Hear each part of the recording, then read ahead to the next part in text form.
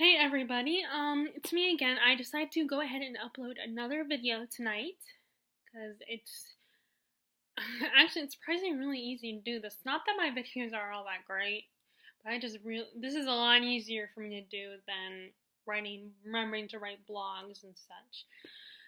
But I wanted to go ahead and do my first book, my first wrap up. I was about to say book haul. It's actually a wrap up. Um, for the month. I didn't do one last year or back in March because I had just started my BookTube account, so I wanted to get my footing and everything before I started making like wrap ups and stuff like that, because or even review videos. Although I kind of did sort of review videos, but more like I was expressing how I loved some of the books I was reading, because I'm very apprehensive about doing reviews because it seems like my first initial reaction is just, oh my god, I love this book, this is the best book ever, and I don't, and occasionally there's books I'm like, about, but I can't ever recall, like, specifically why I felt the way I did. That's why, I keep, like, even when I'm doing the star ratings, I tend to struggle with deciding if I'm gonna give a book a 4 or 5 or 3 stars. Like, I've never come across a book that I felt deserved 2 or only 1 star. But then again, there is Red Rain. I might have been a little bit more lenient towards, and it might have been one of those books that deserved 2 stars. But that's also partly because I felt, I'm an easy to please kind of person, and I felt because I had recently watched, like, I've been watching and reading comments about people talking about how people review books, and there have been people who said that people are a little too lenient with their stars, and that they're just not thinking critically about books. Now, I'm mostly a reader who just likes to be entertained, and it's not that I don't notice, like, and like I said, there are books that I feel about, but I can never pinpoint exactly in what is not good, what are the not so good elements about a book, and why I don't like something, or I just think it's okay, or if there are wrong aspects about a book until after, like, I start listening to other people and thinking about it, and then rereading it later.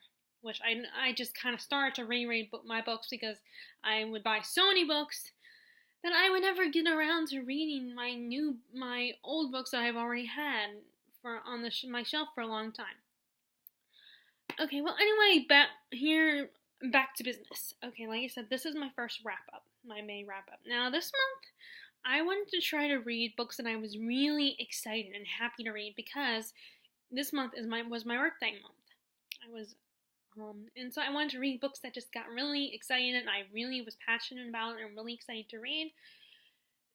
And I didn't exactly 100% do that, but like I did read like 4 books that I feel like I was super excited about, but 2 of them were more like books that I had started and brought with me on a little trip we went on, but I didn't get very far in them. And then the other 2 were, and so there was really only 2, and then the other 2 I actually did finish. But one of them I started back in April. It's actually from a series. And of course, I'm talking about the ACOTAR series. Because I couldn't, as soon as I finished ACOMAF, which, according to Mist and Fury, as soon as I finished that one, which was the first day of May, or the first or second day, no, the second day, because I finished it on the day that the 3rd book came out. So as soon as I finished that book, I was like, I had to get it. I couldn't wait. Because it ended on a cliffhanger, so I had to get the next book. And and I had high hopes that it would be there, because our town is kind of small, and it's also a small bookstore, Books A Million, so I did get a little nervous and was worried I wouldn't get so lucky with getting it, but luckily enough, there were 2 more copies there. So I was able to get A Court of Wings and Ruin. And normally I broke my whole rule about sticking to paperback. I've said before I don't have a problem with hardback, but, it's cheap. Paperbacks are cheaper and easy to take with you places. So let me get to the books. Let's all talk about all the books. Some of the books I don't have. The books I have are kind of a small amount that I actually have because I have been utilizing our library. Because in my old hometown, where I used to live, our library was in driving distance and I cannot drive. But this time, where we live now, our library is a 5 to 10 minute walk from my house. So I've been going there like every 2 weeks because it's a 2-week period where you can have a book or you can borrow a book. And I've been kind of sticking to the kids section because the kids section is the section also where like the YA books, and those are very quick for me to read. I get through those really quickly.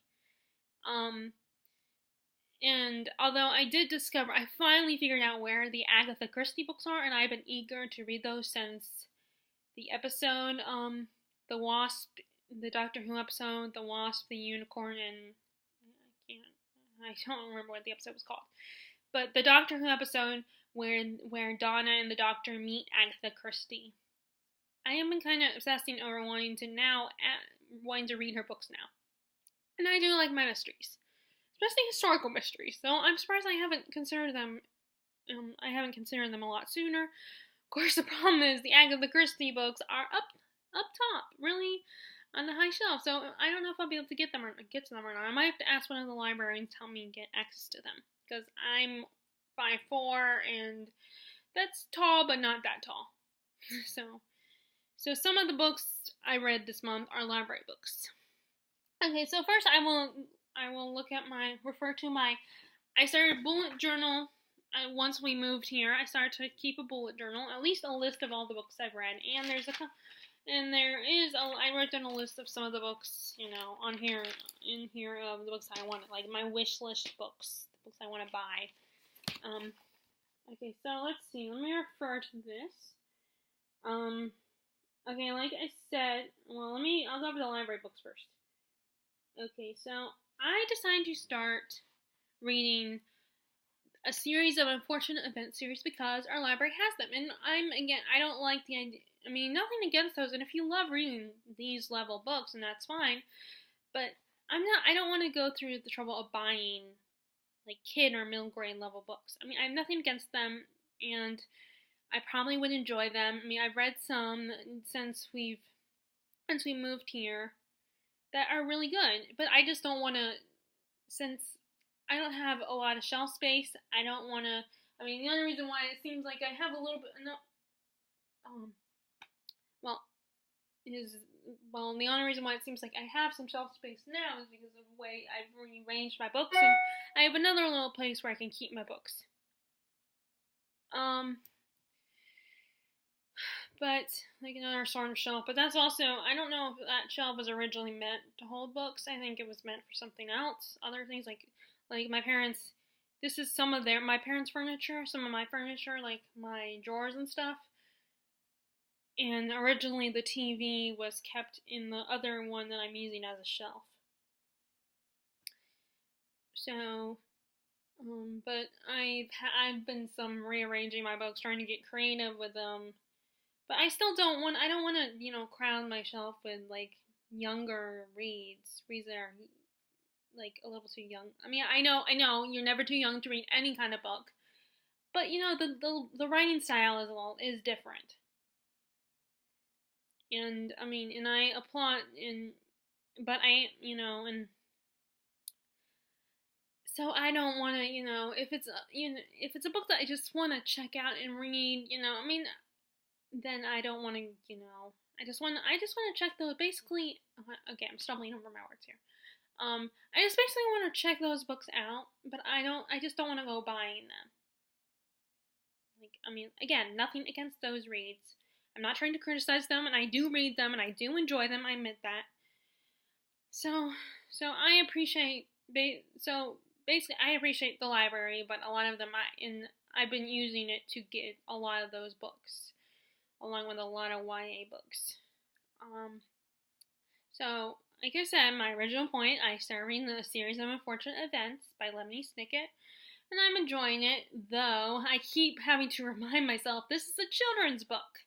So, of course, it's going to be a little more simplified, and things that I would roll my eyes or be like, like in the current one on the fourth book, The Miserable Mill, and I've been noticed throughout all four the first four books that he tends to repeat and repeatedly acknowledge that Sunny likes to bite things. Oh, and maybe she'll find something to bite. And Violet, maybe she could find something to invent. Like she can, look at the bright side and maybe she'll find some, and like, oh, Klaus can read a book, and which, I mean, granted, I love that Klaus is a reader. But it's just he uses a lot. He repeats things and it makes things very, and points out the obvious. But again, I have to remind myself this is for kids, so of course it's gonna do that kind of stuff. And of course the adults are gonna be really dumb and frustrating because they're gonna make the kids look very intelligent and clever. Granted, there are some dumb adults in the world, but I am really enjoying the series, and I still am enjoying the series despite my little frustrations and having to remind myself it's a kid's series. I think the villain is perfect for a kid's series. He's creepy and scary looking and really ugly, and literally. I mean, and so it's not very complex. Like, adult villains they're attractive, there's lots of shades of gray with them, and kids would not understand why people might consider someone that seems like a villain. They might, rely on them for something or trust them or at least be friends with them, like become frenemies. Like for kids, everything's black and white. And I like how Violet is so smart. I love how Klaus is super smart and loves to read. And I like how Violet isn't just some girly girl that relies on her brother to protect her. Even though she's the older sister, she's still, she's an inventor. She's clever, she's smart, resourceful. She's not like the girly girl type. But she still is a girl, She's not a damsel in distress. She sometimes is the one who solves the problems. Usually mostly Klaus is the one that figures it out, but they both are equal at at solving their different situations. And Sunny is, so adorable. She's so cute. And I get so frustrated with the adults, especially Mr. Poe, because he's like, oh, I'm not gonna let children run after the bad guys, and it's like that, that's good and all, but you're protecting them, but at the same time, they're smarter than you, and they've been able to stop Olaf. And if you waste your time being like, oh, I'm not gonna let you children go after him, and don't worry, the police will catch him. We'll catch him next. That never works. You're gonna fail. I mean, Count Olaf has proven smarter than Mr. Poe, and every time the kids have always figured it out, but Mr. Poe continues talking so condescendingly to them and be like, oh, you're just children, you don't know what you're talking about, or don't be rude, and then and I remember, like, Uncle Monty, Montgomery, which I thought was hilarious. Uncle Monty is like, he is so far my favorite out of all their guardians. He was nice, and he didn't condescend to them. He respected them. He's very sweet to them. He didn't treat them like just like little naive children. Of course, he dies because this is the series of unfortunate events. Aunt Josephine, she was okay, but she was kind of annoying. And although I kept worrying, oh my god, what if that's... I mean, I know I'm not that much of paranoid, and I'm not that scared of everything, but I do have anxiety, and I get very anxious, I'm very cautious, and I can tend to be a little, and not that I'm afraid to use the phone or answer or anything, but when I have to make important calls, like for, getting myself a job, for instance, I get anxiety. I mean, in fact, tomorrow I have to call to let someone know that I put in an application for a position. My dad and mom encouraged me to do it, to be the adult, because I am an adult. And just thinking about it makes me very nervous. I can't help. I can't explain it. So I always, when I was reading that, I was feeling like, what if that reflects me a little bit? About reading about Aunt Josephine. she got on my nerve. I mean, and her whole, she was funny, but she also was kind of annoying. And her constant, I mean, she kept correcting Sunny, who is a baby. She's only a few months old. Well, maybe older than a few months. But she's still a baby. And she was correcting her grammar. I mean, it was ridiculous. But again, of course, but again, these characters are supposed to be ridiculous. I really like Just Strauss. She was nice, and I hope that we see her again, but we might not. I don't know. I mean, that might mean maybe the only way we'll see her again is if the kids are forced to go back to Count Olaf. I would. Okay, so I am currently reading The Miserable Mill, and I already have a prediction who is Count Olaf disguised as, but I'm not entirely sure. But I'm still enjoying, despite the minor irksome, things that irk me about the book. I'm enjoying it. It's a fun series, and and I'm glad I'm reading it. I'm glad I'm able to get it, to borrow it at least from the library, because I feel like I missed out. I remember I think I read the second book, The Reptile Room, but I never did. I don't remember, and I don't even remember if I finished it. Because I was the type of person that I would check out a book from the library, but I would never finish it. And this was back in elementary school. And this, but I'm glad I'm able to get into the series. And I have the movie, that movie, Start with Jim Carrey. I have that movie and I've been watching it. I enjoyed the movie. I know a lot of fans of the books didn't enjoy it. They didn't enjoy Jim Carrey's interpretation.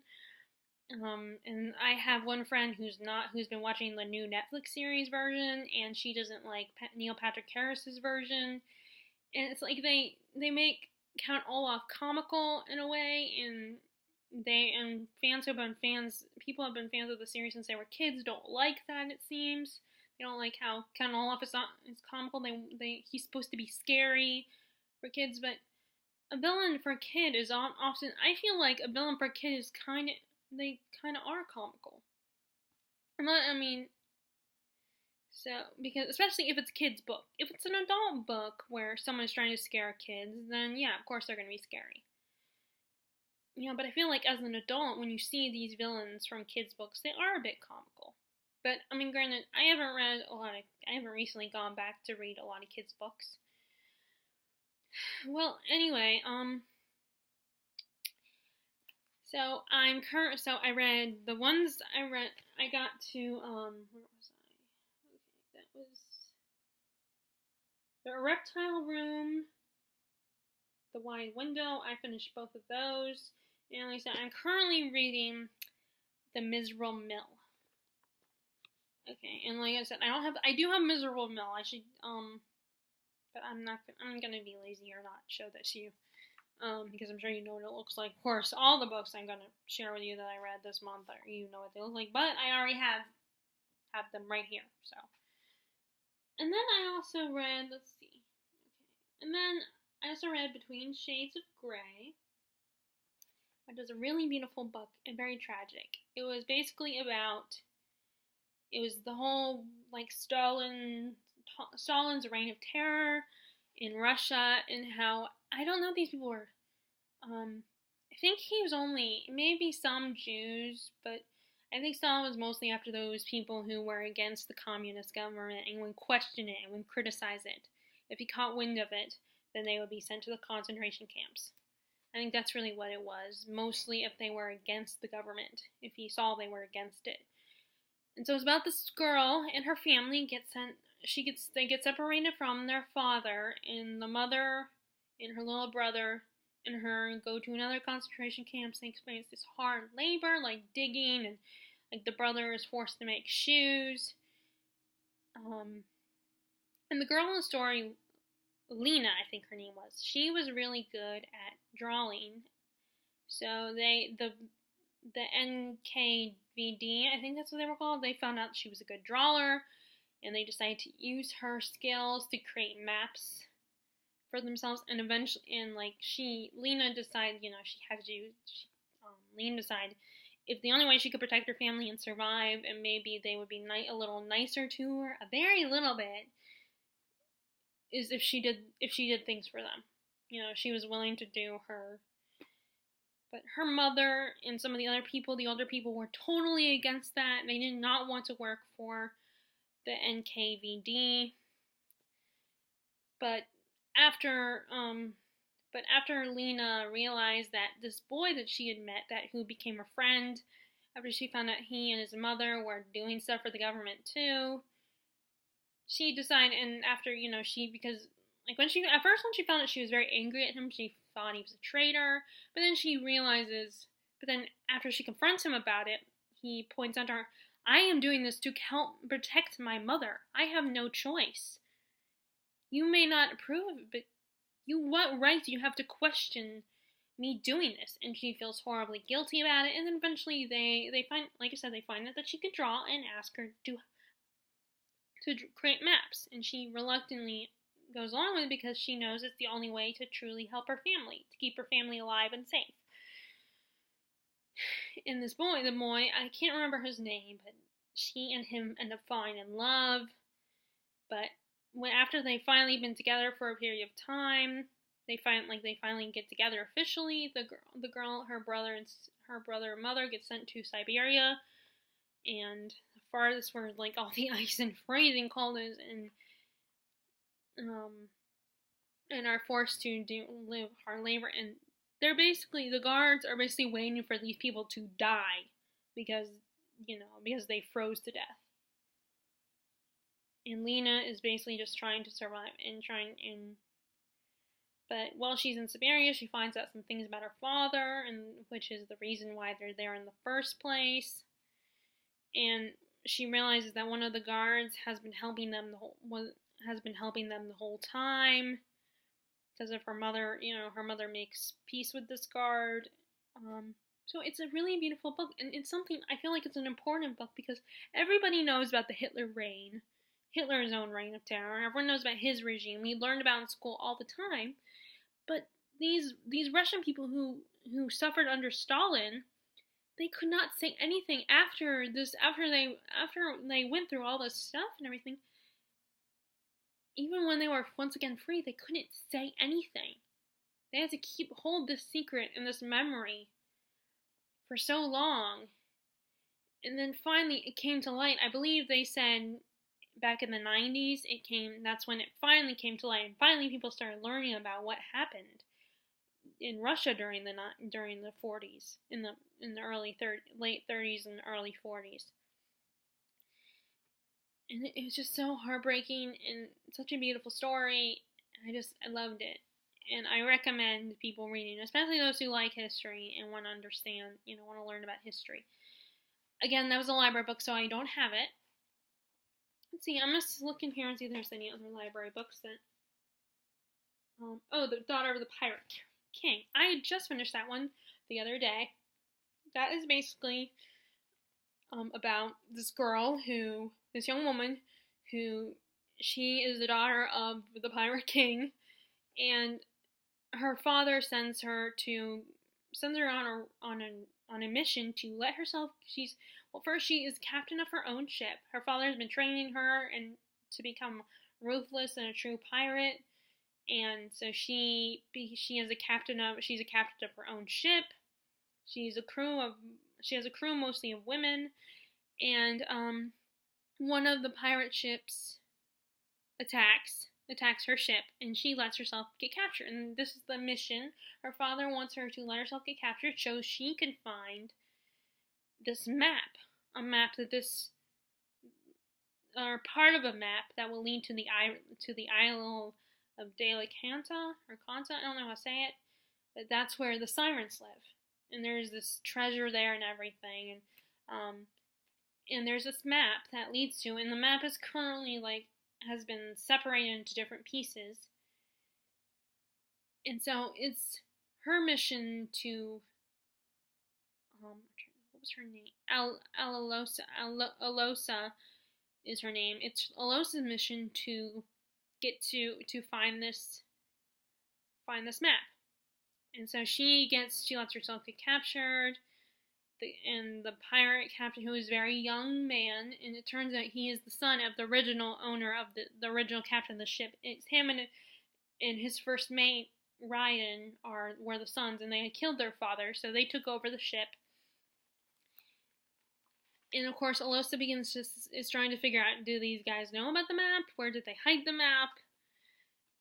And along the way, and while she's trying to find it, she has to be very careful and discreet. And meanwhile, while she's trying to do this, she is basically having this really hostile relationship with the first mate, Raiden, who is really good looking, but he's ruthless. And they have this very antagonistic relationship, but it's also very entertaining. There's definitely, and obviously, it leads to a lot of sexual tension between the two of them. And at one point, after she's outsmarted him quite a few times and has escaped her prison cell, her little cell below decks, he is forced to keep her in his room. And he even taunts her with his,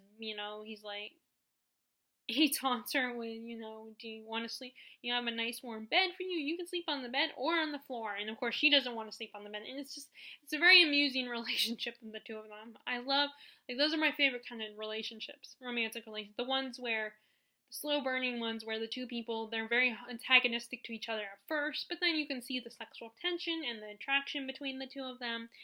It's always very entertaining and fun. And Raiden, the whole time, Raiden is basically trying to figure out what is Alosa's deal. What does she truly want? Can he trust her?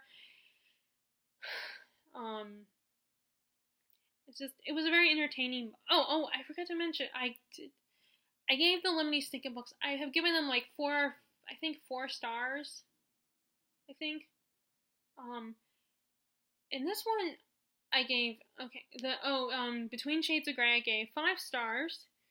And this book, I gave 3 stars because it was a entertaining read, and it was very fun and stuff, but it just wasn't wow to me. It wasn't the most. It was fun, but it was good, but there was no wow factor. And plus, I don't like that writing style. The first person present tense writing style. I'm just not a huge fan of that. Now, I like first person in like historical fiction that was more written to kind of be either the classics, the writing style of a lot of classics or there's writing style that's a little bit modern and easier to follow and less, but like close to the classics, but not exactly like the classics. It's hard to explain. So I read, but I gave but it was good. It was fun. I'm not saying you shouldn't read it. It just wasn't the most exciting. It wasn't the best book for me, but I will continue the series just because I want to know what happens next. Okay, so next. Okay, let's see. What else did I read? Okay, so now let's get to the ones that I have that are actually my physical. I have actual physical copies. Okay, so I may as well start with this one first. I read the Assassin's Blade this month. Oh, and I'm not sharing these in order of how I read them, because if I was, then I would be talking about ACOMAF next. So I read the Assassin's Blade because I felt like, everybody seemed to say that either, you can read it, but you can read these novellas whenever you want, or you can read it before you start the series.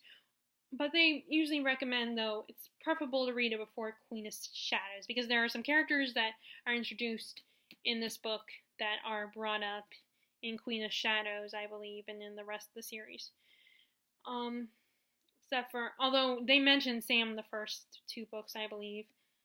And in the first 3 books, that something happened to Sam, but you don't know, what it was.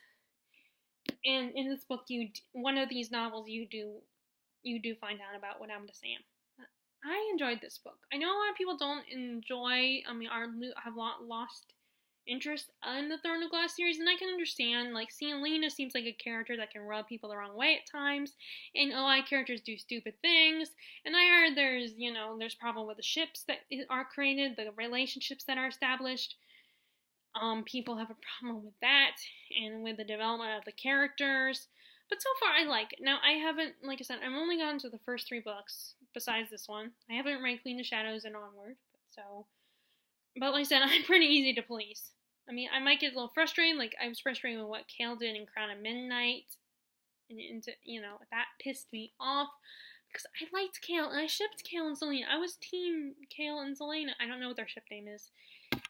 And it just disappointed me with the stupid things that he did. And first I was in denial about it and all about defending him, but then thinking about it now, I was like, no, because that would sound like I was looking at him through rose-colored glasses. I don't want to do that. I want to be fair. And what Kale did was stupid. And it frustrates me to no end. I still love him, his character. I'm not mad at him. I'm not that, I haven't given up on him. And I really hope he and Dorian are both get happiness, because poor Dorian, what happened to him breaks my heart too. Poor guy. I really hope he gets out of that current situation. I won't say what, because I don't want to spoil it, but I'm sure a lot of you know what I'm talking about. But this was a great book. It was very informative, and really, explained a lot about Selena. You begin to understand her a little bit better. And you get to meet some of her other, you get to meet Sam and learn about what happened to him, which was so heartbreaking. I think he was her first, I think he was her first love. I believe he was her first love, and it just broke my heart what happened to him. And you get to meet Oberyn, and that guy pisses me off. I cannot stand that guy. He was so manipulative and used her, and it was like he owned her. He wanted to own her. And I'm definitely curious about Selena and his first meeting, because especially now that she's become her true self again. Because sometimes when you have that kind of relationship with someone, even if you've grown and finally moved on, when you see them again, sometimes it's hard to let go of that kind of relationship, that kind of, they still can have power over you and manipulate you. So I'm wondering, as strong of a person as Selena is, I'm worried about her, and I'm worried what's going to happen when she runs into him again. I hope she kills him, though. That's all I gotta say. He needs to die. I can't stand him. I cannot believe he's still alive, though. But this was so good and so enlightening, and I just love Sarah J. Maas's writing style. It's still descriptive and very mature, and granted, I know that her sex scenes are a little, sometimes how they're written, from what I hear, are very silly. Now, I don't know from any experience, but I have read some, so I don't pay attention to that because I don't care.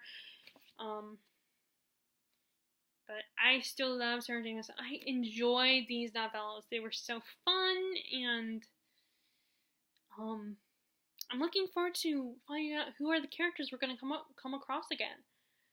And are we going to see some of, I think we're going to meet Lysandra again. I heard that she's coming back.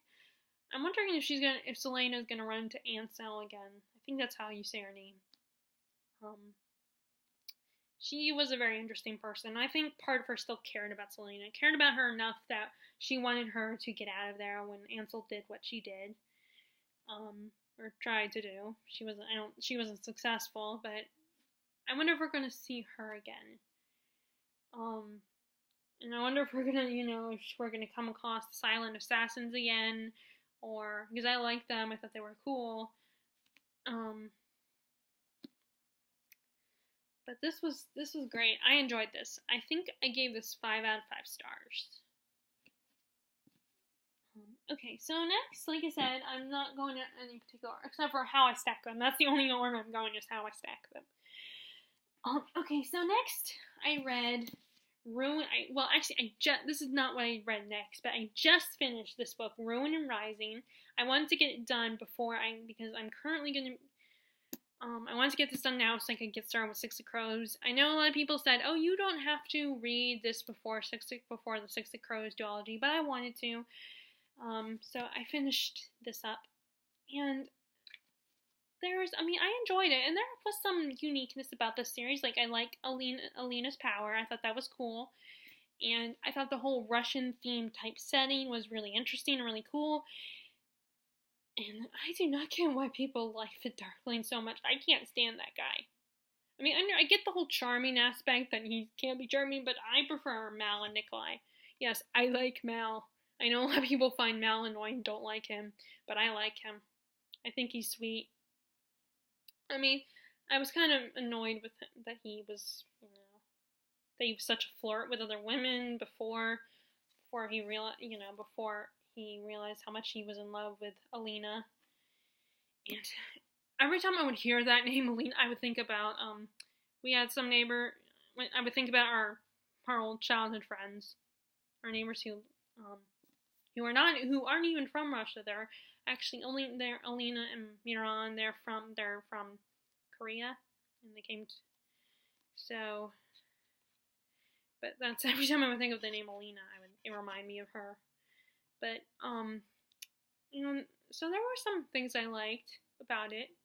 He said, I did not like the Darkling. I'm sorry. I mean, I'm sure he's one of those. I mean, I felt bad for the guy, and I agree with Alina that he was just a lost little boy. And maybe like some people are right, and in an alternate reality, Alina and the Darkling could have been a great team. But I prefer Mal and Nikolai. Although I like Nikolai a little bit better than Mal. I love characters like that are charming and funny and laid back, but at the same time you sense a vulnerability about them. But they don't act like a villain. They covered up with their charmingness and their outward confidence that they seem to exude, even if deep down they're not really confident. Especially when you have, like, Nikolai's situation, which he's a bastard. But I just loved him, and a part of me almost shipped Alina and Nikolai. But I have to be loyal to Mal, and plus, Mal and Alina's relationship I've always had a soft spot for best friends falling in love. I always like that. I love that trope. So, but Alina and Nikolai could have been a good couple. And I would love to learn more about Nikolai. I want to learn more about him. And I wonder if his father is anything like him, his biological father. Because his adopted father or stepfather, I don't know what it's called, the king is obviously not like him and doesn't like Nikolai at all because he's a bastard and everything. Bastards are awesome. Like, look at Jon Snow. He's totally badass and awesome. Although I think he can use a few lessons from Nikolai to lighten up a bit. But I'm obsessed, and I think Nikolai is adorable. But I also love Mal and think Mal is adorable. I love both his voice. I can't get into the Darkling. He's too controlling and arrogant. I can't. I like those kind of guys, but not always. But this was such a great book and a good ending. But I only give it 4 stars because, yes, there were some special things about it, but it still felt like a typical YA with a few differences. It wasn't like, wow. It was fun and enjoyable, but there was no magic. I shouldn't say there was no magic, but there was not a lot of wowness about it. But it had a few things that made it a little bit better than typical YA. Like I said, the Russian type setting was kind of cool. The magic, I liked the magic system. And so I did enjoy it. But it's just, like I said, not like, oh my god, this is the best book ever. But I love these covers. This is such a cool cover. Oh, I just realized that's I guess that's the Firebird. Umbrella's really cool. The twist, which by the way, I did enjoy. The twist was surprising. I know that, I always feel bad when when the author says, "Oh, there's little hints here and there," and then other people call the hints.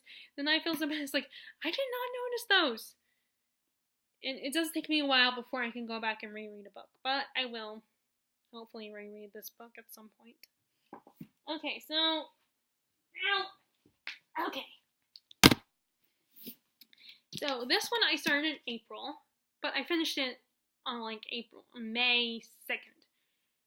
I finished it, well, no, it was technically May 2nd, because what happened was, I was so close to finishing on May 1st, but I had to get to bed. It was like midnight, and I try to always get to bed right at 12 a.m. I always try to get in bed by then. Although I should get in bed at 11 so I can have a fair amount of time to read. At least an hour, but, so I got in bed at 12, and I read some of it, but I was a little on a high from the book. I was very excited, and I could not fall asleep. There were so many, my brain, the wheels in my head, to quote the song, to quote Gaston, the wheels in my head were turning since I looked at this book and read it, and I was anxious to read more. So at 1 or 2 o'clock or 3 o'clock, I started to finish it. I was like, okay, I'm almost done, so let me just finish this. And I did. I mean, it still took me a little bit of time to get back to fall asleep once I did. But I did. I eventually fell asleep. And then the next day, of course, I had to get A Court of Wings and Ruin. I thought I could handle and wait. But, like I said, this ended on a cliffhanger. So I had to get this one. May 2nd. And like I said back in the beginning of this video, I got very lucky with getting this.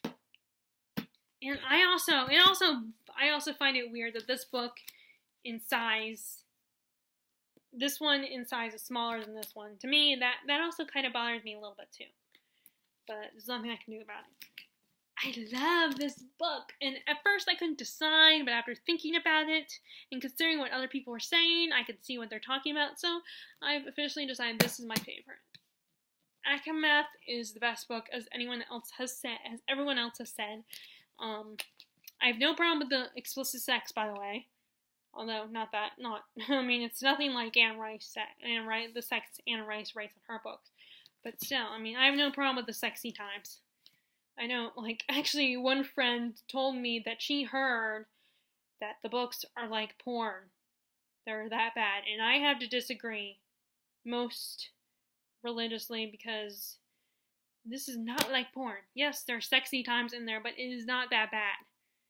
And it frustrates me that she judged it beforehand. But to be fair, I've judged some books too, before I even gave them a chance to read them. So I'm not gonna. So I didn't push it, but that comment did bug me, because especially now that I've read it. This is great. This is the best book, and I am total Rhys-Sand trash. I just love Rhys-Sand. He is my newest book boyfriend. I have a harem of book boyfriends, essentially. I have a harem. So, because there are a lot of book boys, or men, I should say, because most of my book boyfriends are much older than me. But they are so sweet and beautiful and handsome and wonderful, and just, there's so many, but anyway, let me focus on this. I love this book. I love the Night Court. The Night Court was so awesome, and I like how we went to the Summer Court, which was cool, and I liked Tarquin. I don't know if that's the correct way you say his name, but I loved Tarquin. He was so cool. And every time when we got to the Summer Court, I just kept thinking about the Martells from from A Song of Ice and Fire. And when I was seeing Tarquin, I kept thinking either of Oberyn or the other guy that you meet in the next season. The one, the actual king. I think he was Oberyn's brother, or probably his brother, actually, because he was too young to be his dad. So, I think Oberyn's older brother. That's who Tarquin reminded me of, or Oberyn himself. But this was so great. I love the Night Court. I love the sassiness of all the characters. Amren is so cool. And I agree that it was weird that all of a sudden there was a hint that she had a love interest. I would almost prefer if she had didn't have a love interest. Because that would have been much more interesting if she had been asexual, or, and it would make sense more with her character. I'm all for certain characters surprising you and showing they really do have emotions, but the whole her having a guy too, having a lover too. Well, let me take that back. I'm not against her being the type of person who just has, just a sex, just to, just to have sex with this guy. But, and the problem is they kind of imply that the guy she was having sex with he loved her and everything, and and maybe in a way she did love him too, but I just rather there not be.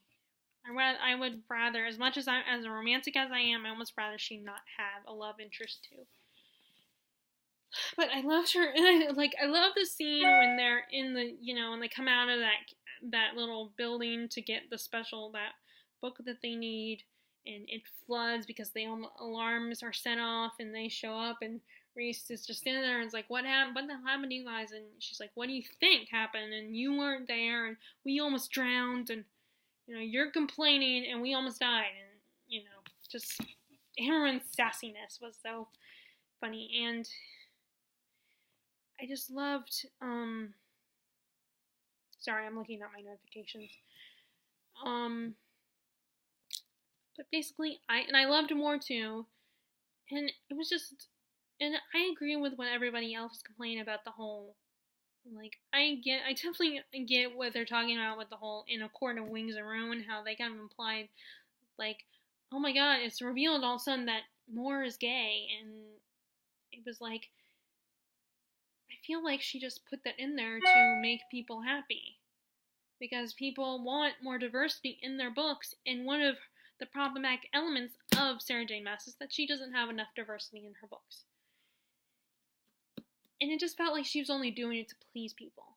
And that's why I have a problem with it. I have nothing against gay characters in books. Now, I don't seek them out or anything. I admit that I probably should read more diverse books with gay characters, but I just don't because but, like I said, I have no problem with it, but what I have a problem with is when you just randomly throw it in there, because it seems like she and Azriel were the end game, even despite her distancing herself from him. I just figured she was afraid she was the type of person that didn't want to get serious. I didn't realize it was because she was gay, or I guess, no, bisexual. And it was weird. It's great that she's trying. It's good, it's good that she's trying to throw that in there, but like everybody else, I kind of agree that it felt very much just thrown in there. But I'm sure, maybe if given a chance, we'll learn more about Mor, and we'll seem a little less thrown in there once we get the other books, and I want her to be happy. I want all my characters to be happy. Which, speaking of, brings me to another thing I was really frustrated with about these books, was the little, Elaine all of a sudden gets, we find out that Elaine is, at the end of this one, we find out that when Elaine turns into a Fae, we find out that she and Lucien are mates. But then, but of course, she is going through, I guess in a way, she's kind of going through PTSD, just like Freya was in the beginning of this book. And unfortunately, it's at the cost of her not giving Lucien, I was about to call him Lucien, a chance. Which is understandable. She's a human that was told that fairies are bad, and all of a sudden she gets turned into one, and she's in this whole house full of fairies, and then her sister is gone. The one who can help her understand is gone. She's been forced to go to the Spring Court to go undercover. And Nesta's just struggling with that. But then but Az ends up being the one that connects with her, unlike Lucien, who should be the one that connects with her because he's her mate. And that just bugged me, because I feel like, I'm happy that they become friends and everything, and that they have this connection, but I feel like it's leaning towards a more romantic connection. And yes, I want Az to be happy, but I don't want all of a sudden for him, I don't want there to be this love triangle. Like I have said this before, I have no problem with love triangles, but I just don't want it in this case. I'm kind of team Lucian as far as with Elaine goes. Which is another character I love. I love Lucian. He's so hot. He would be my second choice for him, and Tarquin are my two choices besides Rhys. Besides Rhys, they are my second favorites. But I just basically in Tamlin, I went to stab him with ash arrows. I am sorry, I can't forget. I am glad he redeemed himself a tiny, tiny bit, but not enough for me to, like him again. I wasn't a huge fan of him in ACOWAR, but I didn't hate him. Of course, if I do decide to reread the book, I am sure I'll notice all the moments where he seems very controlling. Although I know that I didn't like the scene when Freya, there's that whole ceremony going on where where Tamlin goes full on Fae. He goes after the fairy girl, but then he's like, Freya, because she's human, he tells her that she shouldn't go out because if he catches her scent, he'll go after her. And Freya kind of leaves the room that night, and then I think Rhys is the first one to run in to find her, and that we don't know. I think when you first read that, you don't know at the time, but that's probably one of the moments where he slowly started to realize the connection that the two of them had, that they were, spoiler alert, mates. And then after he, sends her back and everything, sends her back to the Tamlin's house or whatever, then she runs, right when she's heading back in, she runs into Lucian, who makes sure she goes back, but just as she's heading back, she runs and Tamlin catches her scent and finds her and corners her and basically sexually assaults her. Now, I know he's full on Fae and everything, but come on. And he makes it seem like it's all her fault. And yeah, maybe she shouldn't have been out there in the first place. She should have listened to him, but at the same time, it's like, that was one of those moments where that was kind of, I hated that. So, I mean, and maybe that's why I'm not a fan of controlling men. I do not like controlling men. You can be a little bit dominant, but not so dominant. But, okay, this has turned into a ACOTAR book discussion, but, and unfortunately crap, I might have to redo this video. I'll have to see if I can upload this. If not, I'm gonna redo it anyway and just resist from continuously talking about these books. But I love these books. Like I said, so that's all the books that I currently have access to. And like I said, I'm currently reading The Miserable Mill. And I'm going to read Revolution by Jennifer Donnelly, which is kind of like a time travel by the sound of it. And I borrowed Tales of Beetle and the Bard, a Beetle, the Bard. I'm gonna read that one, and I have 2 weeks. I mean, although I can recheck out not as long as I want, but I can recheck them out for another 2 weeks. But I'm gonna try to avoid that. And I'm also gonna read Six of Crows, and I don't know what I'm gonna read, and I don't know what else I'm gonna read because I can't read. I have to read. I'm the type of person, I like to read multiple books at the same time until I find a book that I can get into completely. Okay, so that was my May wrap up. I hope you guys enjoyed that, and I will see you later. All right, bye.